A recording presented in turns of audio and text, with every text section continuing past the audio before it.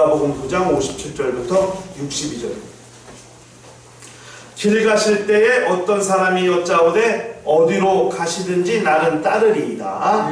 예수께서 이르시되 여우도 물이 있고 공중에서도 집이 있으되 인자는 머리 둘 곳이 없도다 하시고, 또 다른 사람에게 나를 따르라 하시니 그가 이르되 나로 먼저 가서 내 아버지를 장사하게 허락하옵소서. 이르시되 죽은 자들로 자기의 죽은 자들을 장사하게 하고 너는 가서 하나님의 나라를 전파하라 하시고, 또 다른 사람이 이르되 주여 내가 주를 따르겠나이다마는 나로 먼저 내 가족을 작별하게 허락하소서. 예수께서 이르시되 손에 쟁기를 잡고 뒤를 돌아보는 자는 하나님의 나라에 합당하지 아니하리라 하시니라. 아멘. 우리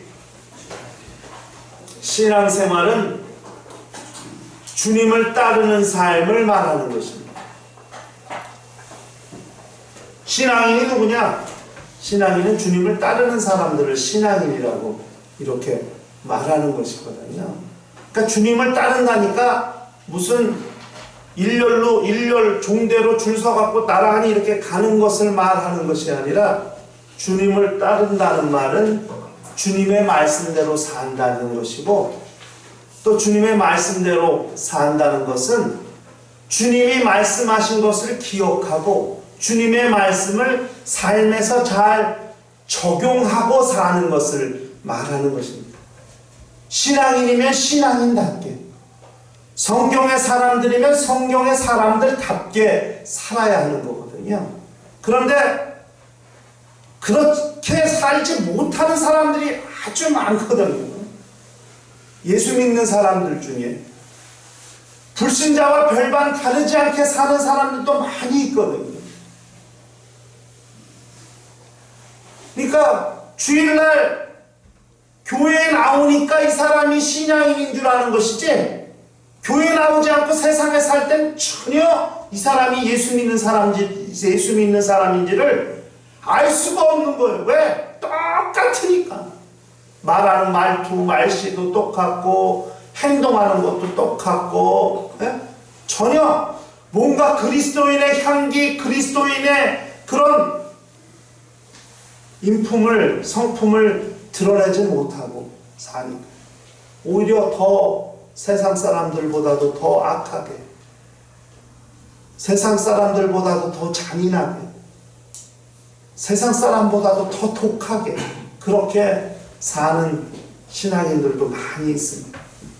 매우 슬프고 안타까운 일이죠.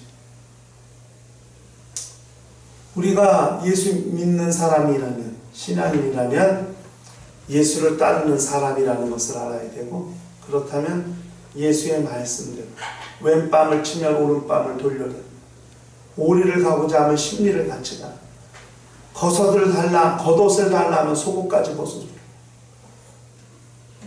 이게 그리스도의 황금률에 나오는 얘기잖아요.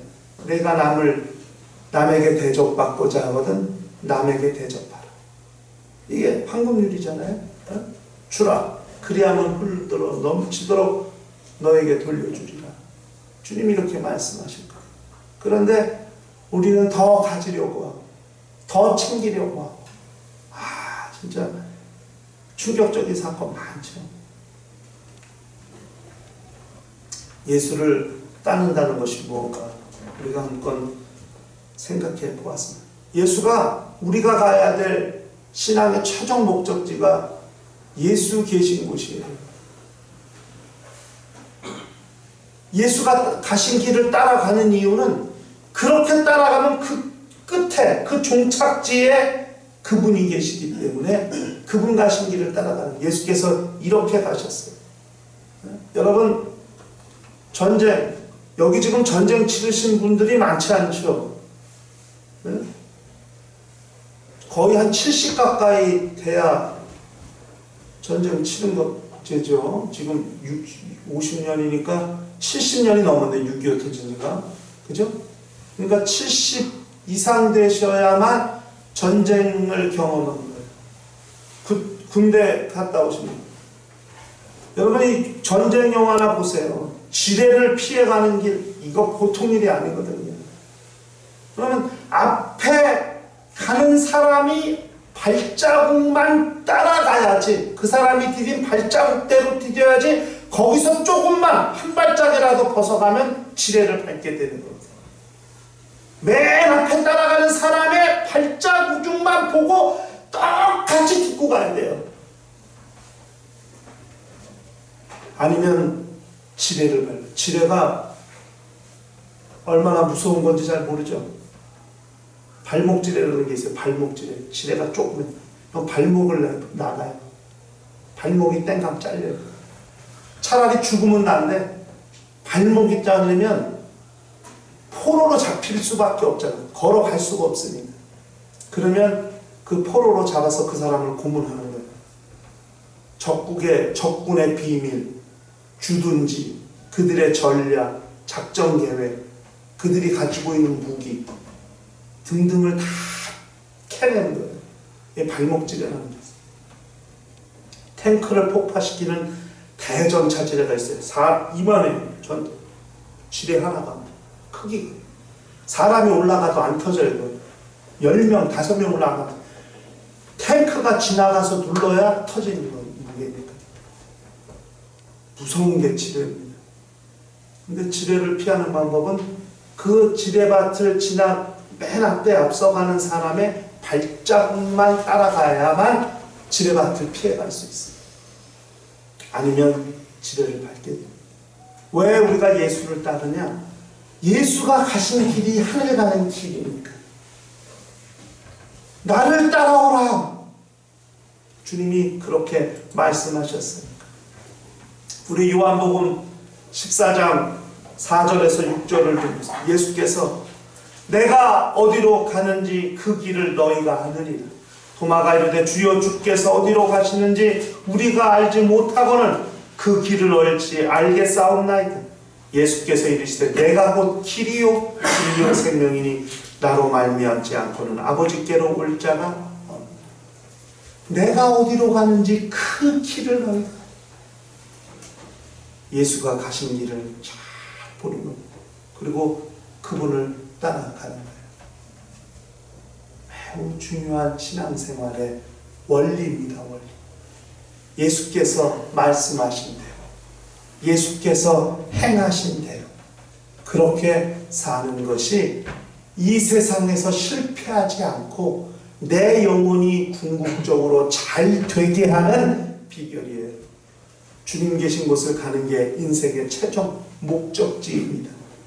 우리는 왜 영적 생활합니까? 예수께서 계신 그곳을 향해 가려고, 그곳에 도달하려고, 예수 계신 그곳에, 예수께서 설상 파도 가운데, 바닷 가운데, 풍랑이는 바닷 가운데 계신다 할지라도 예수께서 계신 곳을 향해 가는 것이 우리의 삶이니까 베드로는 바다 위로 뛰어드는 거거든요. 물 위를 걷게 되는 거거든요. 주님 계신 곳이 가장 안전한 곳이고 가장 평안한 곳이고 가장 행복한 곳이고 가장 우리가 추구하는 행복이 있는 곳이라고 생각합니다. 제자들이 배 위에 있을 때는 엄청난 고민거리가 있는 거 알겠어요? 파도 때문에, 바람 때문에, 물에 빠져 죽을까, 배가 뒤집힐까, 인생의 온갖 고민과 근심과 걱정을 다 가지고 배 가운데서 지금 괴로워하고 노를 저으며 그 불안한 마음, 그 염려스러운 마음, 이거 이러다가 나 죽는 거 아니야? 이러다가 배 뒤집히는 거 아니야? 이 엄청난 고민과 근심을 갖고 노를 치면 뭐해? 노가 먹히나? 그러나 죽지 않으려고 뭐라도 해보려는 지푸라기라도 잡아보려는 심정으로 그렇게 노를 젓고 있는데 바다, 풍랑, 바다 한가운데서 주님의 목소리가 안심하라매니 두려워하라. 베드로, 만일 주시어도 나를 명하여 오라서 오라. 주님이 베드로를 바다 가운데 빠뜨려 죽이시려고 오라고 하셨겠습니까? 네? 아니거든요. 내게 오라. 여기가 가장 안전한 곳이고 나와 함께 있을 때가 가장 평안한 것이고 나와 함께 있을 때가 너희가 가장 오라. 베드로는 주님이 오라는 말씀을 듣자마자 그냥 바다 위로 뛰어들었어요. 무리를 걷습니다. 주님이 아닌 사람으로 무리를 걸은 최초의 사람이 아마 베드로가 아닐까 싶습니다. 그러나 파도 때문에, 바람 때문에 그것을 염려하고 근심하는 순간 빠지는 거 아닐까요? 주님이 붙잡아 번져 올리시면서 왜 의심하냐? 그리고 주님과 함께 배에 오르자 바람과 바다가 풍랑이 잔잔하게 되더라고. 주님이 배에 오르시니까 조금 전만 해도 뒤집힐 것 같은 요동하던 배가 언제 요동했었냐는 듯이 고요해지고 잠잠해지고 평안해지고 안전해지는 것. 주님이 계신 그곳, 그것이 인생이 충고하는 세상에서 말하는 파라다이스입니다. 천국입니다. 평안입니다. 행복입니다. 완전입니다. 바로 그것이. 그래서 우리는 주님 계신 곳을 향해 가되 내 마음대로 아무렇게나 가는 것이 아니라 주님 가신 길을 따라서 그렇게 가는 것이 영적 생활이라는 것을 우리가 알 필요가 있는 거예요. 오늘 우리가 읽은 이 본문 누가복음 9장 57절부터 62절, 여기에는 주님을 따르려는 세 종류의 사람이 나옵니다. 주님을 따라가고자 하는 세 종류의 사람이 나오는데 우리는 과연 이 세 부류의 사람 중에 속한 사람인지 속하지 않은 사람인지 우리 자신을 돌아볼 필요가 있습니다. 첫 번째 사람은 57절에 나와요. 길 가실 때 어떤 사람이 여짜오되 어디로 가시든지 나는 따르리이다. 이렇게 말했습니다. 이 사람은 어떤 사람이냐? 겉모습만 보고 따르려는 사람입니다. 주님이 가시는 곳곳마다 많은 사람이 몰려들고, 주님이 가시는 곳곳마다 이적을 베푸시고, 주님이 가시는 곳곳마다 서로 주님을 만나고자 하고, 주님의 겉모습 보니까 이건 연예인 남부럽지 않죠? 웬만한 인기 스타 남부럽지 않죠? 이야, 이 사람은 마치 주님을 따르는 것을 세상 직장을 구하는 것 같이, 그저 저 사람 따라다니면 굶어 죽진 않겠구나, 먹고 살만은 하겠구나, 이렇게 세상 직장을 구하는 것 같이 여기는 사람입니다. 근데요 여러분, 주님은요 멀쩡한 직장 생활하는 사람들을 당신을 따라 직장을 그만두게 하셨거든요. 우리 한번 보세요. 마태복음 4장 19절 20절을 좀 보세요. 마태복음 4장 19절 20절을 보시면은 주님이 어떻게 말씀하셨는가? 다 같이 한번 읽읍시다. 마태복음 4장 19절 20절 시작. 말씀하시되 나를 따라오라. 내가 너희를 사람을 낚는 어부가 되게 하리라 하시니 그들이 곧 그물을 벌어두고 예수를 따르니라. 아니 버젓이 직업 있고 먹고 살만한 직업을, 또 안정된 직업을, 안정된 직장을 가지고 있는 사람들에게 그만두고 나 따라와, 나 때려치고 나 따라와, 이렇게 말씀하셨거든요. 그랬더니 제자들이 곧 그물을 벌어두고 예수를 따르니라고 그렇게 말씀했습니다. 주님을 따른다는 것이 세상에서 성공해 보려고 하는 것이 아닙니다. 요즘에 목회하는 분들, 목사들 또는 신학교를 졸업한 이 목회자 후보생들이 이런 생각하는 사람들이 있어요. 목회를 마치 직장처럼 자기 삶의 직업같이 그렇게 여기는 사람들이 있어요. 많이 있습니다. 그래서 사례를 적게 주는 교회를 안 가려고 하고, 사례 많이 주는 교회로 옮기려고 하고 이런 게 있습니다. 그러니까 뭐 다 먹고 사는 문제 때문이라면 충분히 그럴 만도 하죠. 그럴 수도 있죠. 그러나 과연 사명이 있는가? 정말 우리가 주님을 따르는 사람, 내 일평생 주님의 제자로 헌신하고자 하는 그런 간절한 마음이 있는가는 우리가 한번 생각해 볼 필요가 있습니다. 네? 주님을 따르면 먹을 거 해결되고 잠잘 거 해결되고 돈 좀 벌 것 같고 이 세상에서 말하는 안정된 직장을 구하는 것 같이 그렇게 여길 수도 있어요. 그러니까 주님께서 말씀하셨잖아요. 여우도 굴이 있고 공중에 새도 집이 있는데 인자는 머리 들 곳 쫓아온다. 주님은 이 땅에 거처를 마련하시지 않았습니다. 주님은 이 땅에 거처를 마련하고 땅을 마련하고 집을 마련하려고 이 땅에 오신 분이 아닙니다. 그런데 그를 따르는 자들이 그렇게 세상에서의 부귀영화, 세상에서의 성공을 꿈꾸고 주님을 따르려고 한다면 이건 주님의 생각과는 맞지 않은 거죠. 주님을 따른다고 하는 말에 부합하지 않는 것입니다. 그러니까 어디 가든지 주를 따르겠습니다. 자기 감정을 따라서, 자기 기분 따라서. 왜? 주님이, 그런데 다 떠났어요. 이런 사람들은. 언제? 주님이 십자가에 달리실 때 다 주님 버리고 도망갔습니다.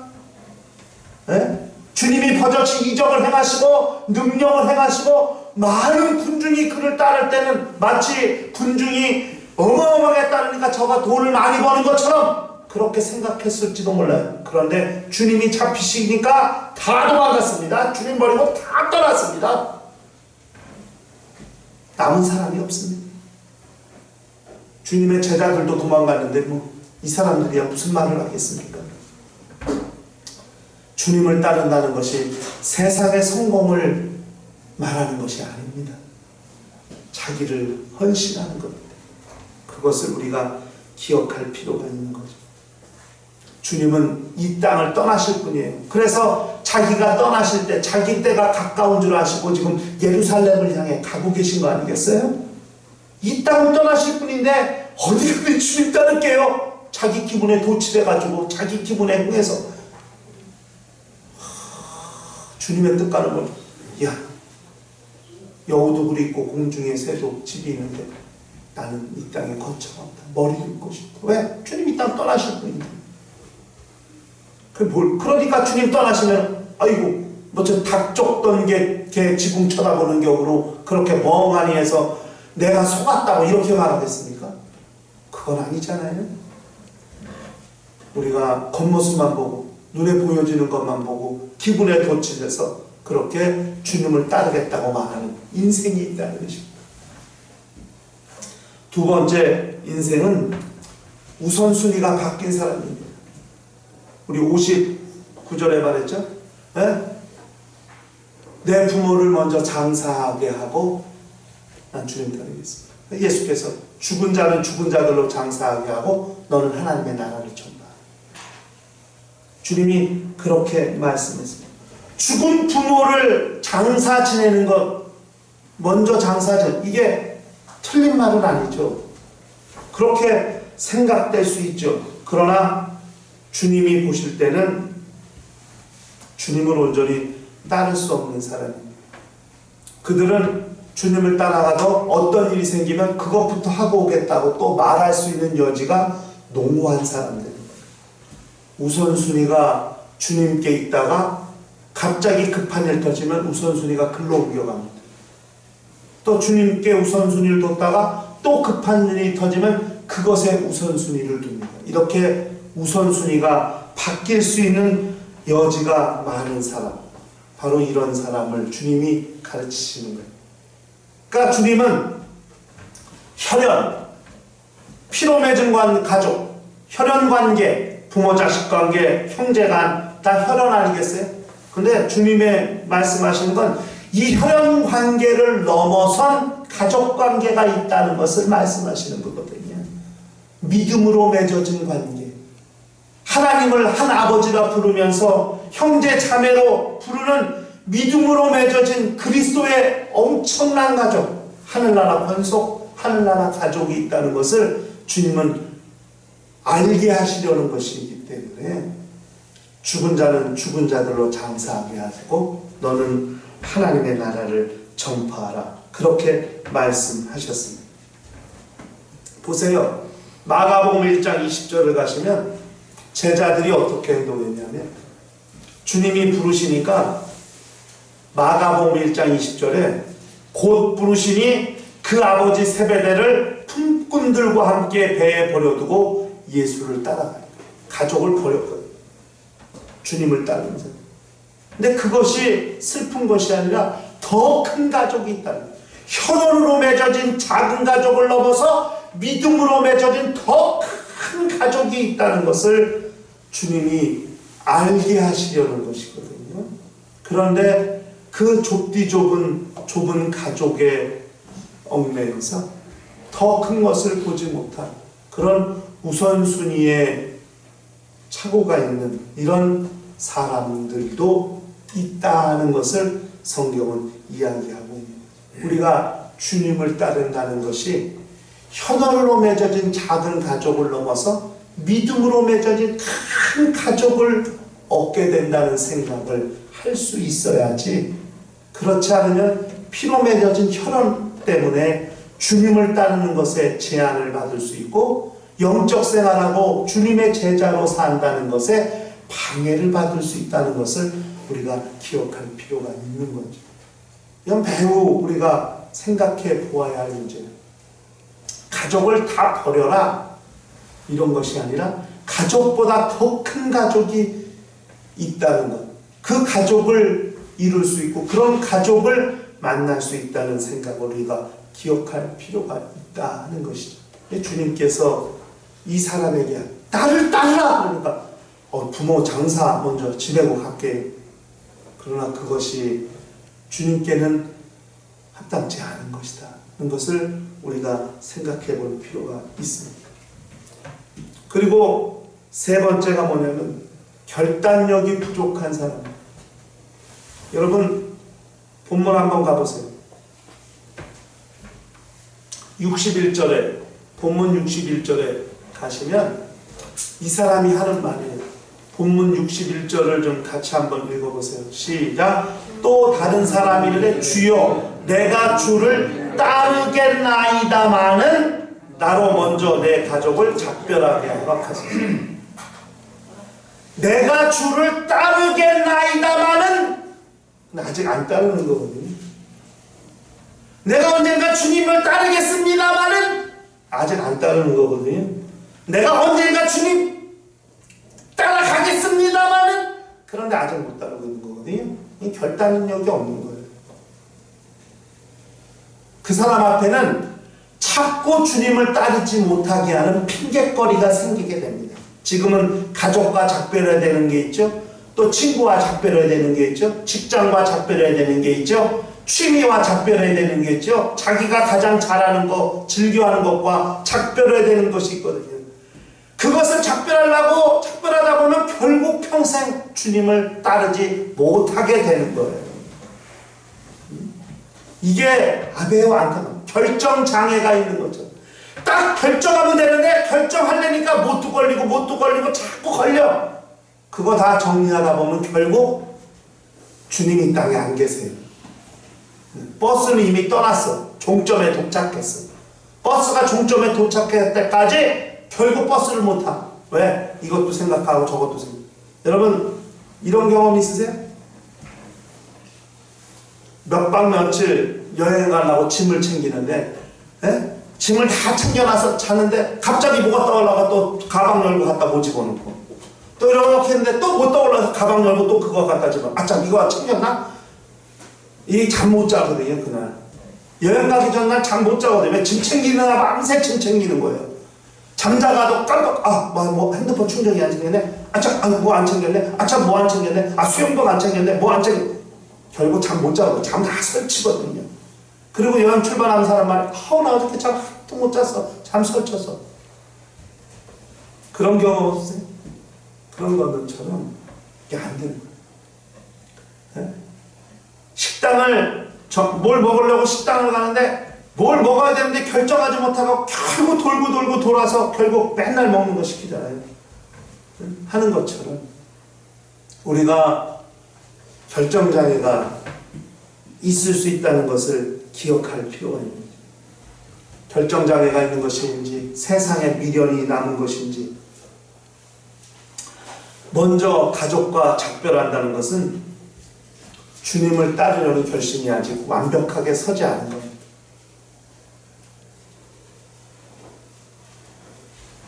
일평생 예수를 따르는 사람이 되겠다고 결심했다면 끊어야 됩니다.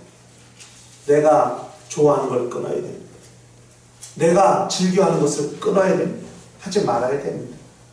그런 결단과 결정이 있어야 우리는 주님을 온전히 따를 수 있는 사람이 됩니다. 그래 예수께서 말씀하셨잖아요. 손에 쟁기를 잡고 뒤를 돌아보는 사람, 미련이 남은 겁니다. 절대 뒤를 돌아보지 말라고 말했는데도 뒤를 돌아봤기 때문에 소금기둥이 된 거예요. 노새처럼. 뒤를 돌아보지 마라. 절대 미련 두지 마라. 아쉬움 갖지 마라. 이렇게 말했는데 뒤를 돌아보고 말았다. 그냥 소금기둥 되고 말았거든요. 손에 쟁기를 잡고 뒤를 돌아보는 자는 하나님 나라에 합당하지 않다. 이 합당하다는 말이 도끼 끊는 걸 말해요. 끊어야 합당하는 거예요. 도끼로 찍어내 버려야 하나님 나라에 합당한 거예요. 죄를 끊어버리고 좋아하는 걸 다 끊어버리고 주님을 따르는 것에 방해가 되고 제한이 되려는 걸 다 끊어버려야 그것이 하나님 나라에 합당한 것이 되는 것인데 그것이 아니죠. 옛날 유명한 일화 있잖아요. 김유신이라는 사람이 자기 애마를 칼로 죽인 일화 있잖아요. 자기가 좋아하는 여자 집으로 안 가려고 하는데 말이 갔다게 말이 주인 의도를 알고 그러니까 말을 칼로 쳐서 죽였다는 그 삼국유사의 일화가 나오잖아요. 그렇게 자기가 사랑하는 것을 좋아하는 것을 죽여버리고 끊어버릴 수 있어야 주님을 따르는 거예요. 그런데 주여 내가 언젠가는 주를 따르겠나이다마는 조건이 뭐냐면 가족과 먼저 작별하게 하셨어요. 내가 주님을 따르겠나이다마는 내가 지금 취미를 좀 끊어야 되겠으니까 취미부터 끊고 오겠습니다. 결국 주님 못 따라요. 결단력이 부족한 사람, 손에 쟁기를 잡고 자꾸 아쉬워서 뒤를 돌아보는 사람, 섭섭한 거, 안타까운 거, 미련이 남는 거, 결국 그런 사람은 주님을 온전히 따르지 못하는 사람이 된다는 것을 기억할 필요가 있습니다.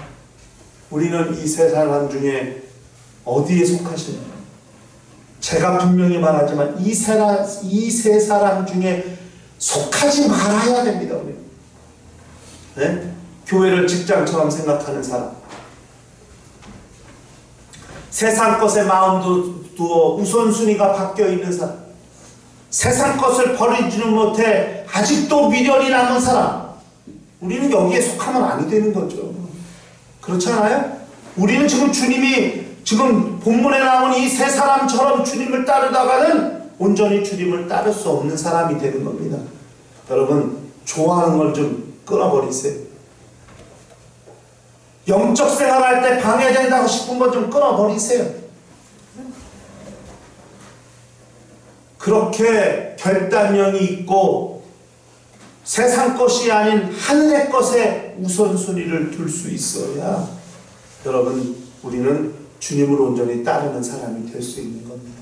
일평생 주님을 온전히 따르는 사람, 믿음으로 산다 하면서 세상 것을 끊어버리지 못하고 그렇게 공생하면서 사는 사람은 주님을 온전히 따르지 못하는 사람이라는 것을 우리가 기억하고 일평생 진실로 주님 계신 곳, 주님이 계신 저 하나님의 나라, 하늘나라, 그것이 우리가 가야 할 곳이라는 것을 알고 그곳을 향하여 미련 없이 주저함 없이 아쉬움 없이 그렇게 주님께서는 곳을 향하는 믿음의 행진을 처벅 그 믿음의 행진을 멈추지 아니하고 주님께서는 곳을 향해서 거침없이 나아갈 수 있는 심령과 가정과 교회가 되시기를 주의 이름으로 축원합니다. 시간 다 같이 통성으로 기도하실 때 주여 내 평생 주님을 온전히 따를 수 있는 믿음의 권속이 되게 하여 주시옵소서. 다 같이 통성으로 기도합니다. 하나님 아버지, 주께서 우리 모두를 기억하시고 인도하여 주시옵소서. 주의 영광이 충만할 수 있도록 인도하여 주시며 우리 하나님의 영광이 충만할 수 있도록 인도하시고 주의 거룩한 은혜가 우리 모든 심령에 충만할 수 있도록 인도하시고 역사하여 주시옵소서. 주께서 우리 모두를 기억하여 주시옵소서. 성령으로 감동하시고 역사하여 주시옵소서. 우리 하늘에 신령한 은혜를 더하여 주시옵소서. 주님께 쓴 곳을 향해 거침없이 나아가는 믿음의 권속들이 다 될 수 있도록 역사하시고 인도하여 주시옵소서. 주께서 우리 모두를 기억하여 주시옵소서. 주의 은혜가 충만할 수 있도록 역사하여 주시옵시고 인도하여 주시옵소서. 우리 주께서 함께 하시고 인도하시고 은혜 베푸시기를 간절히 빌고 원합니다. 오늘 본문에 나온 세 종류의 사람같이 주님을 따르는 자들이 되지 않게 하시고 우리 모두가 다 세상 것에 마음 두지 않게 하여 주시옵소서. 세상 것에 미련이 남는 자들이 되지 않게 하시고 우리 주님을 온전히 따를 수 있는 거룩한 심령과 가정과 교회가 될 수 있도록 역사하여 주시옵소서. 주 예수 이름 받들어 기도하옵나이다. 아멘. 하나님 아버지, 우리 모두를 기억하여 주셔서 일평생 주님을 온전히 따를 수 있는 거룩한 영혼들이 되게 하여 주시옵소서. 주님을 따른다는 것이 세상에서의 성공을 말하는 것이 아니고 주님을 따른다는 것이 세상 것에 우선순위를 두는 것이 아니라는 것을 알게 하시고 주님을 따른다는 것이 그렇게 결정력이 없어 갈등하고 방황하는 것이 아니라는 것을 알게 하여 주시옵소서. 주님 계신 곳 그곳을 향하여 우리의 마음을 다하고 힘을 다하고 뜻을 다하여 믿음의 행진을 거침없이 이어가는 자들이 되게 하여 주시옵소서. 세상 것에 미련 두지 않게 하시고 그것을 아쉬워하지 않게 하여 주시고 과감히 단절하고 작별함으로써 거침없이 세상을 이기고 주님 계신 곳을 향해 나아가는 심령들이 다 될 수 있도록 인도하여 주시옵소서. 오늘도 그리스도의 피와 살을 대하는 시간 우리 모두가 다 자기 죄를 먹고 마시는 자가 없게 하시고 그리스도의 죽으심과 부활하심을 기념하며 일평생 주 예수 오실 때까지 이 사실을 증거할 수 있는 거룩한 영혼들이 되게 하여 주시옵소서. 주 예수 이름 받들어 기도하옵나이다. 이제는 우리 주 예수 그리스도의 은혜와 하나님 아버지의 극진하신 사랑과 보혜사 성령님의 교통하시고 역사하시고 인도하심이 일평생 주님의 마음에 합하여 온전히 주님을 따르기로 결심하는 심령과 가정과 교회에 이제로부터 영원토록 함께 있을지어다. 아멘.